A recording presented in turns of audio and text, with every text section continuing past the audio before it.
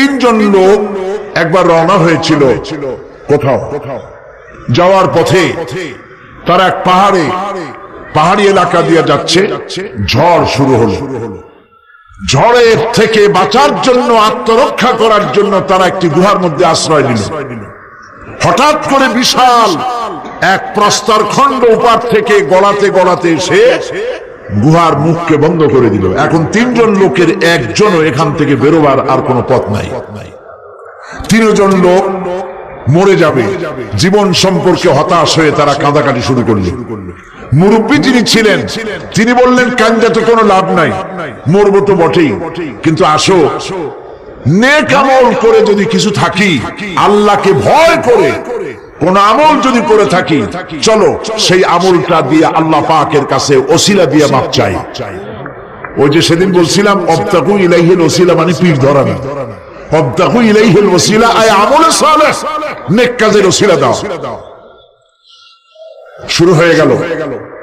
একজন বলল, রব্বুল আলামিন তুমি জানো আমার একটা কৃতদাস ছিল, আমাকে না বলে সে পালিয়ে গেল, আর ফেরে না, বছরের পর বছর চলে যায়। আমি তার পাওনা বেতন দিয়ে বকরি কিনেছিলাম, বকরিগুলির বাচ্চা হইল, মাঠ ধরে গেল। অনেক বছর পর ওই কৃতদাস যখন আমার কাছে ফিরে এলো, আমি তাকে বললাম, আল্লাহর বান্দা, এই মাঠ ভরা যত ছাগল দেখতে পাও সব তোমার নিয়ে বাড়ি চলে যাও। সে বলল, মালিক আপনি কি আমার সাথে তামসা করছেন?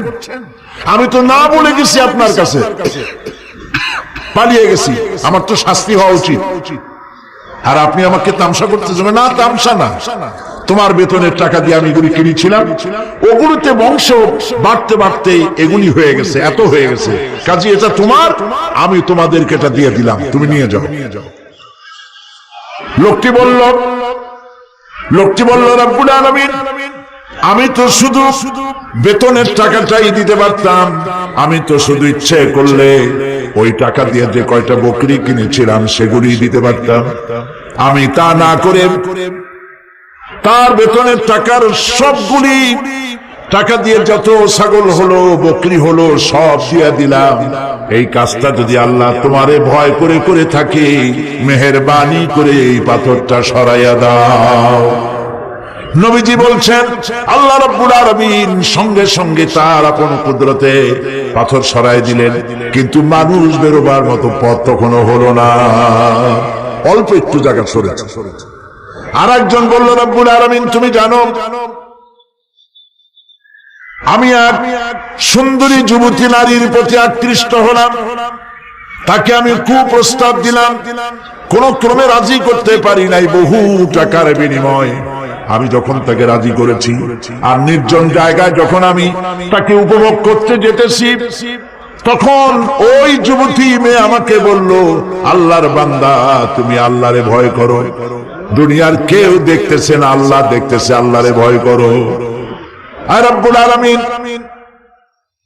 আমার দীর্ঘদিনের এই আশা, এত টাকা দিলাম, এর বিনিময়ে আমি যখন আমার খুব প্রবৃত্তিকে চরিতার্থ করতে যাব, এমন সময় যখন ওই মহিলা যখন বলল আল্লাহরে ভয় করো, তোমার ভয় আমার মনের মধ্যে এতটা গালিব হয়ে গেল, আমি এটাকে ছেড়ে দিয়ে তওবা করে দূরে পালাইয়া গেলাম।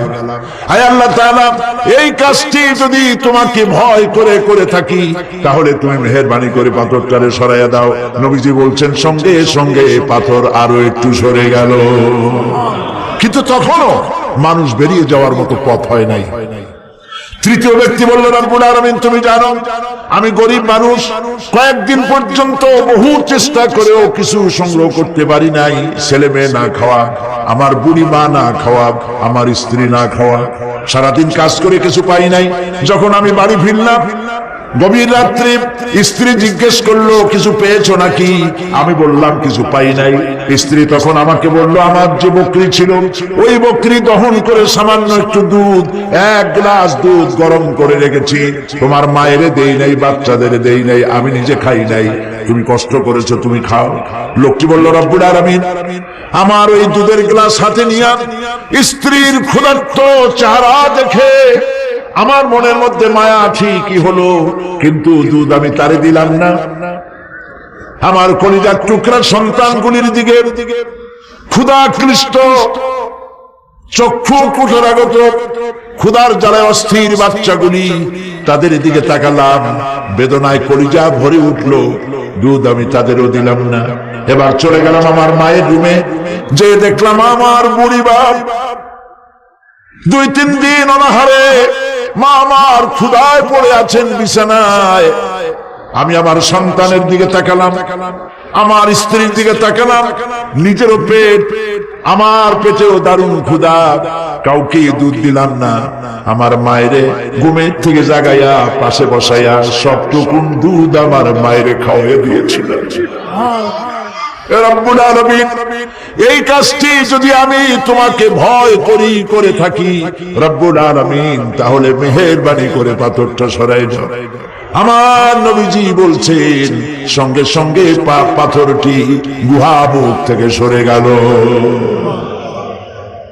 আল্লাহ পাককে ভয় করা, ভয় করে চলা একটি দৃষ্টান্ত। এভাবে অনেক দৃষ্টান্ত হাদিস শরীফের মধ্যে এবং কোরআনের মধ্যে রয়েছে। প্রিয় ভাই সব, মানুষের মর্যাদা টাকায় বাড়ে না। আপনি সৈয়দ বংশের লোক, এটা দেখার আল্লাহর কোনো জরুরত নাই। আপনি বড় আলেম, এটা দেখার জরুরত আল্লাহর নাই। আপনি প্রধানমন্ত্রী, আপনি প্রেসিডেন্ট, দেখার কোন দরকার আল্লাহ পাকের নাই। কোন পয়গম্বরের বাপ, কোন পয়গম্বরের মা, কোন পয়গম্বরের স্ত্রী, তাও দেখার দরকার নাই আল্লাহ পাক। আল্লাহ পাকের কাছে মর্যাদা, ইন্না আকরামাকুম ইনদাল্লাহি আতকাকুম। তোমাদের মধ্যে আল্লাহর কাছে মর্যাদা হচ্ছে সেই ব্যক্তির যে ব্যক্তি তোমাদের মধ্যে সবথেকে বেশি আল্লাহ পাককে ভয় করে। সুবহানাল্লাহ। এই ধরনের যারা আল্লাহ পাককে ভয় করে চলবে জীবনের সকল ক্ষেত্রে, সকল ক্ষেত্রে ভয় করবে, শুধু এক ক্ষেত্রে না, সব জায়গায়।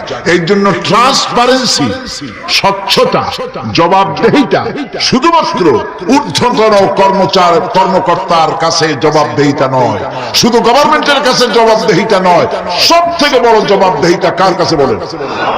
চিল্লায় বলুন। আল্লাহ পাকের কাছে জবাবদেহিতা সব থেকে বড় জিনিস। এই কথাটি মনে রেখে যদি আমরা চলতে পারি, তাহলে আমাদের জীবন সুন্দর হবে, ভালো হবে। অফিসে ভালো কাজ করবেন, চুরি করবেন না, ডাকাতি করবেন না, গভর্নমেন্টের গম বেচবেন না, গম চুরি করে খাবেন না। মানুষেরা, এই যে একবার আমি চট্টগ্রামে কোন জায়গায় যেন আমার মনে নাই, একটা জানাজায় শরীক হয়েছিলাম। জানাজা শেষে, বহু বছর আগের কথা, জানাজা শেষে ইমাম সাহেব সকলের দিকে তাকাইয়া জিজ্ঞেস করলো, কেন আসিল? লোকেরা বলল, গম আসিল। তা আমি তখন প্রথম চট্টগ্রামে আসছি, আমি ওই অর্থই বুঝিনি। আমি জিজ্ঞেস করলাম ইমাম সাহেবকে, সবাই চলে যাওয়ার পর বললাম, মরান সাহেব আপনি বললেন কেন আসিল, এটার অর্থটা আমি ভালো বুঝি নাই।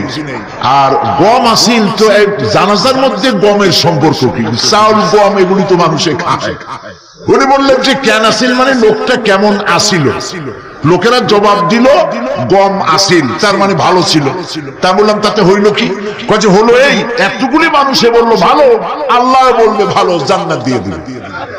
আমি বললাম, আল্লাহ সম্পর্কে আপনার এইরকমের ধারণা? এই লোকটা ভালো হোক, আমি কামনা করি ভালো হোক। কিন্তু একজন কন্ট্রাক্টর 5 কোটি টাকার একটি কাজ পেয়েছে, সেই কাজে খরচ করলো 1.5 কোটি আর 2 কোটি, 3 কোটি টাকা মেরে দিল। রাস্তার ইট খাইলো, সিমেন্ট খাইলো, রড খাইলো, বাড়ি খাইলো, গাড়ি খাইলো, বিল্ডিং বানায় 2 বছর যেতে না যেতে ভেঙে যায়। কালভার্ট ব্রিজ বানাচ্ছে, বানাবার আগেই ভাঙা শেষ। এই লোকটা এই রকমের যে টাকা মারলো, সরকারের টাকা, জনগণের টাকা মারলো, সর্বনাশ করলো, মিথ্যা সাক্ষী শিক্ষা দিল আইনজীবী হয়ে, এই যে কাজগুলি করলো, সবাই বলল লোকটা ভালো। এই মাঠ জোড়ালো বলল এই লোক, এই মৃত্যু ব্যক্তি ভালো। আর আল্লাহ যদি বলেন এরকম একটা লোককে, আল্লাহ যদি বলেন ভালো, তাহলে তিনি আহকামুল হাকিমিন হবেন কিভাবে? প্রিয় ভাই সব, লোকেরা ভালো বললে এই ভালোটা আল্লাহ গ্রহণ করেন। সেটা কিভাবে? আপনি তো জোর করে আদায় করছেন। মানুষের জিজ্ঞেস করছেন লোকটা কেমন, তার কাছে যে টাকা পাবে, তারে যে গাইলাইছে, তারে যে মারছে, সেও বলবে ভালো। এত মানুষের মধ্যে উল্টা করিয়া সে জান নিয়ে বেরবি কেমনে? কিন্তু আসল কথা কোনটি? আসল কথা হলো একটি লোক মারা গেছে, কেউ জিজ্ঞাসা করে নাই, কানে আসা মাত্রই একজনের মুখ থেকে বেরিয়ে গেল, আহারে লোকটা বড্ড ভালো ছিল। এইটা আল্লাহ গ্রহণ করবে, সুবহানাল্লাহ, এটাই আল্লাহ গ্রহণ করবে। সেই জন্য এই কাজগুলি হতে হবে তাকওয়ার ভিত্তিতে, আল্লাহকে ভয় করতে হবে ফিস সিররি ওয়াল আলানিয়া, এটি প্রকাশ্যে এবং গোপনে সর্বাবস্থায় কলিজার মধ্যে ভয় থাকবে কার? চিল্লায় বলতে হবে কার? আল্লাহ ছাড়া কাউকে ভয় করি না, মনে থাকবে। আল্লাহ ছাড়া কাউকে ভয় করব না, আল্লাহ ছাড়া এত কাউকে ভালোবাসবো না। সব থেকে ভালোবাসবো কারে? আল্লাহকে ভয় করব কারে? আল্লাহ পাককে। আল ঈমানু বাইনাল খাউফি ওয়ার রাজা, ঈমান হচ্ছে দুটি জিনিসের মধ্যে, ঈমান এবং আশা। ঈমান এবং আশা, ভয় এবং আশা, ভয় এবং আশা, এই দুইটার মধ্যে হলো ঈমান। এই পৃথিবীর বুকে যারা আরামে টাটকা সুখগুলি, আরামগুলি যারা বর্জন করে আল্লাহ রাব্বুল আলামিনকে বিশ্বাস করে যারা জীবন পরিচালনা করেছে, আল্লাহ পাক তাদের জন্য জান্নাত রেখেছেন এবং তাদের জন্য বলছেন সাবিকু ইলা মাগফিরাতিন মির রাব্বিকুম ওয়া জান্নাতিন আরদুহা কা'আরদিস সামাই ওয়াল আরদ উইদ্দাত লিল্লাযীনা আমানু বিল্লাহি ওয়া রাসূলিহি। আল্লাহ পাক বলেন প্রতিযোগিতা করো আল্লাহর মাগফিরাত কামনার জন্য আর জান্নাতে যাওয়ার জন্য প্রতিযোগিতা করো, আল্লাহর রহমত পাওয়ার জন্য সৎ কাজের প্রতিযোগিতা করো, তাহলে আল্লাহ রাব্বুল আলামিন তোমাদেরকে ক্ষমা করবেন আর তোমাদের জন্য এমন জান্নাত দিবেন যেই জান্নাত আকাশের বিশালতার জমিনের বিশালতার মতো। এই বিরাট জান্নাত তোমাদেরকে দিবেন। এই জান্নাত চিরস্থায়ী সুখ এবং শান্তি জায়গা হবে। মাসালুল জান্নাতিল্লাতী উইদাল মুত্তাকুন ফিহা আনহারুম মিন মাইন গায়রি আসিনিন ওয়া আনহারুম মিন লাবানিন লাম ইয়াতাগায়্যার তা'আমুহু। আল্লাহ পাক বলছেন জান্নাত আল্লাহ পাক ওয়াদা করেছেন মুত্তাকীদের জন্য। আল্লাহ পাক জান্নাত দিবেন, যে জান্নাতের ভিতরে রয়েছে মধুর প্রস্রবণ, রয়েছে দুধের প্রস্রবণ, রয়েছে সেখানে স্বচ্ছ পানির প্রস্রবণ রয়েছে। এই সুন্দর জান্নাত ঝর্ণা ধারা আল্লাহ পাক সৃষ্টি করেছেন, বাগ বাগিচা দিয়ে ভরে রেখেছেন জান্নাত।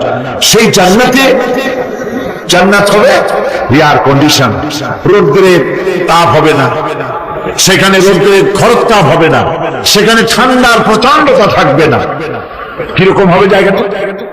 আল্লাহ পাক বলছেন মুত্তাকিনা আলাল আরাইকি লা ইয়ারাউনা ফিহা শামসান ওয়ালা জামহারিরা ওয়া দানিয়াতান আলাইহিম যিলালুহা ওয়া যুল্লিলাত কুতুফুহা তাযলীলা।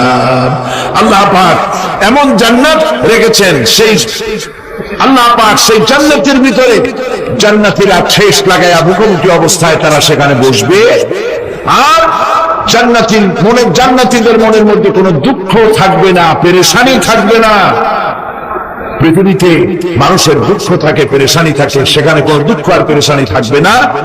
সেই জায়গাটা হবে শীতাতপ নিয়ন্ত্রিত, না শীত না গরম, চির বসন্ত বিরাজ করবে। জান্নাতীরা সেখানে থাকবে।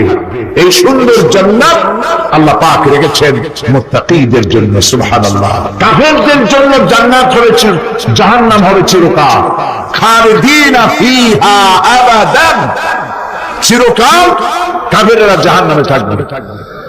সর্বশেষ যে ব্যক্তি জাহান্নাম থেকে মুক্তি লাভ করবে তাকে আল্লাহ পাক বলবেন, ফেরেশতাদেরকে বলবেন, আমার ফেরেশতারা আমার এই বান্দাকে জান্নাত এবং জাহান্নামের মাঝখানে রেখে দাও। জান্নাত এবং জাহান্নামের মাঝখানে লোকটি যখন থাকার জায়গা পাবে, সে জান্নাতের দিকে তাকায়া দেখবে আর কাঁদতে থাকবে।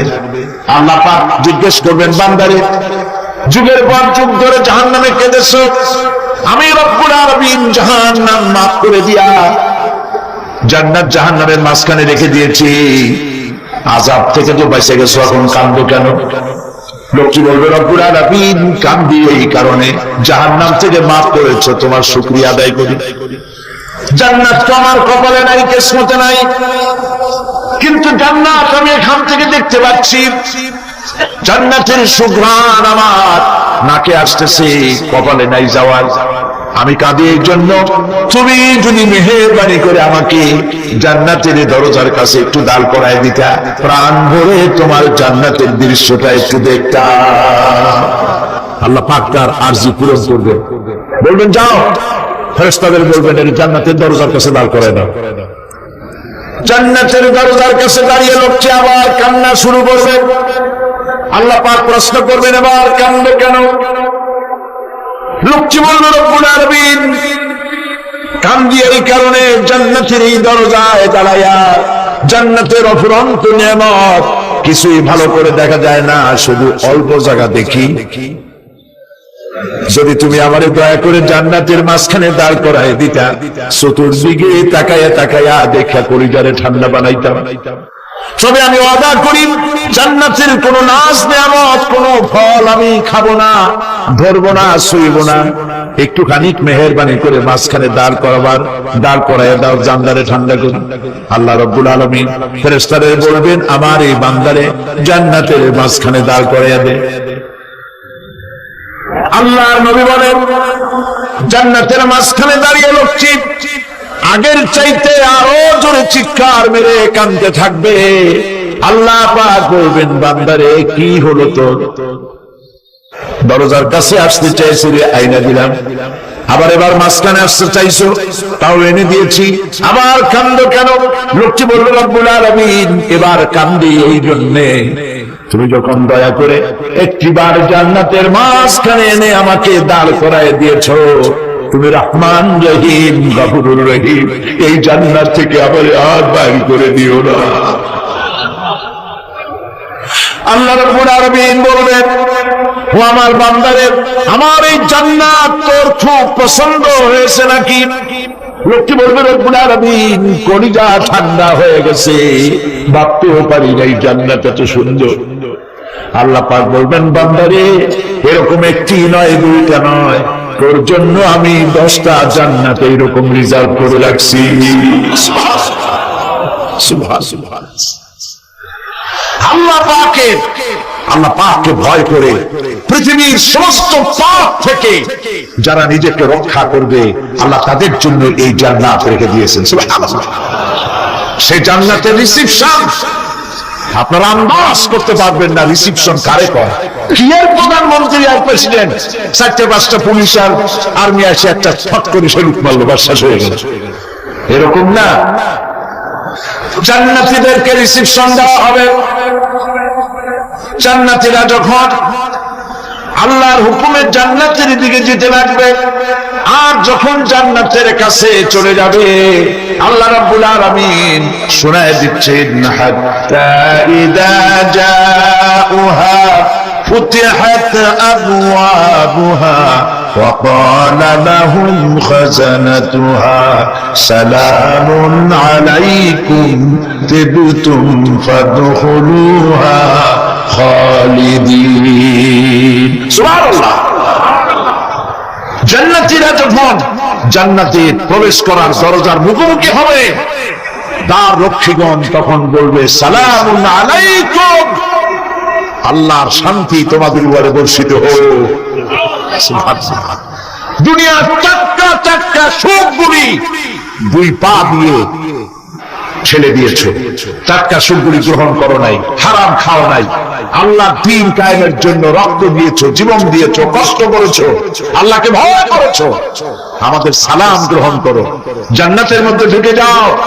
চিরকালের জন্য। সুবহানাল্লাহ। আর বাইর হওয়া লাগবে না, চিরকাল এই জান্নাতের মধ্যে তোমরা বসবাস করতে পারবে। আল্লাহ রাব্বুল আলামিনের ফেরেশতারা বলে দিবেন।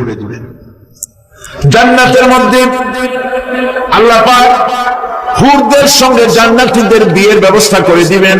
কোরআনে কারীমে আল্লাহ পাক বলেন, মুত্তাকিইনা আলা সুরুরিন মাসফুফাতিন ওয়া যাওয়াজনাহুম বিহুরিন ঈন। সামনাসামনি ভাবে সাজানো সারি সারি আসন সমূহের উপর তারা ঠেস লাগায় বসে থাকবে, আর আল্লাহ রাব্বুল আলামিন হুরদের সাথে জান্নাতীদের বিয়ের ব্যবস্থা করে দিবেন। যেসব হুরের সঙ্গে বিয়ে হবে তাদের আল্লাহ পাক বিবরণ দিচ্ছেন কি রকম হবে তারা। লাম ইয়াতমিসহুন্না ইনসুন ওয়ালা জান। এর পূর্বে জিন এবং ইনসান এদেরকে কেউ স্পর্শ করে নাই। কিরকম তারা? কাআন্নাহুন্নাল ইয়াকুতু ওয়াল মারজান। যেমন ঝিনুকের ভিতরে মণিমুক্তা থাকে, এইভাবে আল্লাহ পাক তাদেরকে পবিত্র করে রেখে দিয়েছেন। আমার প্রিয় ভাইরা, আল্লাহ রাব্বুল আলামিন কোরআনে কারীমের ভিতরে বলেছেন, ফাবিআইয়ি আলা'i রাব্বিকুমা তুকাযযিবান। জান্নাত দান করে আল্লাহ পাক এবার জান্নাতীদেরকে সম্বোধন করে বলবেন, ইয়া ইবাদি লা খাউফুন আলাইকুমুল ইয়াওমা ওয়ালা আনতুম তাহজানুন। হে আমার বান্দারা, লা খাউফুন আলাইকুমুল ইয়াওম, আজ আর কোনো ভয় নাই। সুবহানাল্লাহ, সুবহানাল্লাহ। আজ আর কোনো ভয় নাই, কোনো চিন্তাও নাই, আরামে এই জান্নাতের মধ্যে বসবাস করো। এরপরে আল্লাহ পাক জিজ্ঞেস করবেন, ও আমার জান্নাতীরা, আমি যেসব ওয়াদা করছিলাম আমার ওয়াদা মোতাবেক সমস্ত নিয়ামত পেয়েছো? তারা বলবে, হ্যাঁ পেয়েছি, সব নিয়ামত আপনার ওয়াদা মোতাবেক সব পেয়েছি। আল্লাহ রাব্বুল আলামিন বলবেন, সব পাও নাই, ওয়ানাদাইনা মাজিদ, আমার কাছে আরো বেশি আছে। সুবহানাল্লাহ, আমার কাছে আরো বেশি আছে। জান্নাতীরা বুঝবে না সে আরো বেশিটা কি, এর থেকে আর বেশি কি। প্রিয় ভাই সব, নবী করিম সাল্লাল্লাহু আলাইহি ওয়াসাল্লাম বলেছেন, জান্নাতের সুখ আর শান্তি কোন চোখ নাই যা দেখেছে, যা কোন অন্তঃকরণ নাই যা কল্পনা করতে পেরেছে। এই জান্নাত মুত্তাকীদের জন্য আল্লাহ রাখছেন। সুবহানাল্লাহ। জান্নাতীরা ভাবতেও পারবে না সেই নিয়ামতগুলি কি। প্রিয় ভাই সব, সেই মুহূর্তে আল্লাহর নবী মুহাম্মদুর রাসূলুল্লাহ সাল্লাল্লাহু আলাইহি ওয়াসাল্লাম বলবেন, রব্বুল আলামিন, আমার উম্মতেরা জান্নাতীরা বুঝতে পারে নাই আপনার কাছে কি নিয়ামত আরো বেশি আছে। আমার এই উম্মতেরা জান্নাতীরা আপনার ওয়াদা মোতাবেক সব পেয়েছে, কিন্তু একটি জিনিস এখনো তাদের কিসমতে হয় নাই। সেই জিনিসটা হলো, যারা তার রবকে না দেখে শুধু কোরআন আর হাদিসের কথা শুনে আরবের ঘুম হারাম করে তাহাজ্জুদের নামাজ আদায় করেছিল, চোখের পানি ফেলেছিল, যারা জান্নাত দেখে নাই, জাহান্নাম দেখে নাই, আপনাকে ভয় করে যারা জীবন পরিচালনা করেছিল, যারা আপনাকে দেখে নাই, না দেখে শুধু কোরআন হাদিস বিশ্বাস করে যারা অকাতরে নিজেদের জীবন বিলায় দিয়েছিল, এই জান্নাতীরা এখন পর্যন্ত তার রবকে দেখতে পারে নাই। আল্লাহ রাব্বুল আলামিন তার সামনে থেকে ৭০,০০০ পর্দা সরে যাবে।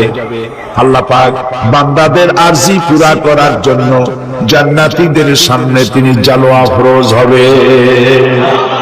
কোরআন শরীফের ভিতরে আল্লাহ পাক বলেন, জান্নাতীরা তারা আল্লাহর দিকে, জান্নাতীরা তার রবের দিকে তাকিয়ে থাকবে, আর রব তার বান্দাদের দিকে তাকায়া থাকবে। প্রাণ ভরে জান্নাতীরা রবকে দেখবে, সুবহানাল্লাহ, আল্লাহ পাককে দেখবে। প্রাণ খুলে আজ দোয়া করি রব্বুল আলামিন জান্নাতের যেই পরিবেশে যেই জায়গায় তুমি দয়া করে তোমার গোলামদেরকে তুমি নিজেই দর্শন দিবে, দেখা দিবে। মুনিব গো, ও আমাদের রব, আজ এই বিশাল জনসমুদ্র নিয়ে তোমার দরবারে আবেগ ভরা কণ্ঠে বলি, যে অনুষ্ঠানটি তুমি এমন মুবারক অনুষ্ঠান করবে যেখানে তুমি জান্নাতীদেরকে দেখা দিবে, ওই জান্নাতের কোন একটি ওই অনুষ্ঠানের কোন একটি কোনায় কানায় আমাদেরকেও দাঁড় করাইয়া দেখান তো।